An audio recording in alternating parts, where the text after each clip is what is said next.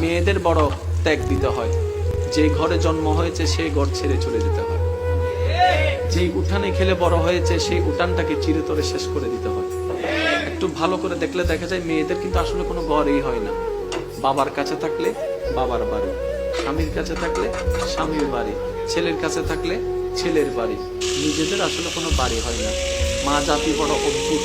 আমি মাঝে মধ্যে ভাবি, আল্লাহ যদি মা জাতিকে সবরের পাহাড় না দিতেন, পৃথিবীতে সংসার শব্দটা টিকতো না, পৃথিবীতে পরিবার শব্দটা টিকতো না। সবার কথা বাদ দেন, আপনি আপনার মার কথা পাবেন, দাদির কথা পাবেন, নানির কথা পাবেন।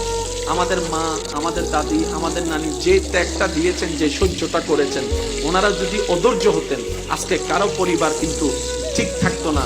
সেজন্য আল্লাহ পাক তাদের অন্তরকে ধৈর্যের পাহাড় বানিয়ে দিয়েছেন। সুবহানাল্লাহ।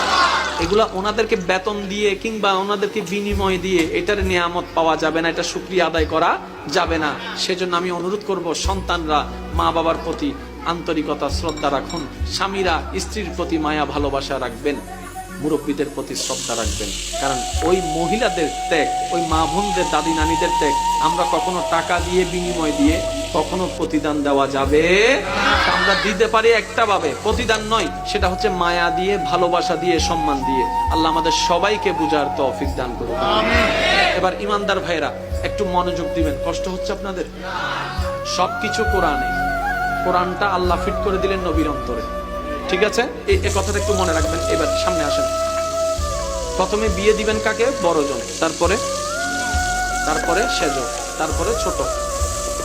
1 2 3 4 5। আমি আবার বলছি, একটু ইসলাম কি মারামারি শিখায় না মহব্বত শিখায়? আপনারা বলেন ইসলাম কি মারামারি শিখায় না মহব্বত শিখায়? ইসলাম কি হিংসা শিখায় না আন্তরিকতা শিখায়? আরে ইসলাম তো সেই ধর্ম, নবী রাহমাতুল লিল আলামিনকে যখন তায়েববাসীরা পাথর দিয়ে স্বাগতম জানিয়েছে, নবী রাহমাতুল লিল আলামিন বদদুয়া দেওয়ার বদলতে দোয়া দিয়ে ফেরত এসেছেন। নবীর রাস্তায় কাটা বিছাই দেনে ওয়ালাকে নবী দেখতে গিয়েছেন। আপনি আমি সেই নবীর উম্মত। আল্লাহর ওয়াস্তে একটু বোঝার চেষ্টা করবেন। প্রথম, দ্বিতীয়, তৃতীয়, বড়, মেজ, ছোট। বিয়ের সময় বড়, মেজ, ছোট, এই নিয়ম সহজে ভাঙ্গা। আমরা সবাই আল্লাহর বান্দা, আদম নবীর উম্মত, আল্লাহর বান্দা। বান্দা হিসেবে আমরা সবাই এক, কিন্তু উম্মত হিসেবে কিন্তু আমরা ভিন্ন ভিন্ন। এবার বলুন তো, উম্মতের ভিতর সবচেয়ে বড় ভাই কার নবীর উম্মত?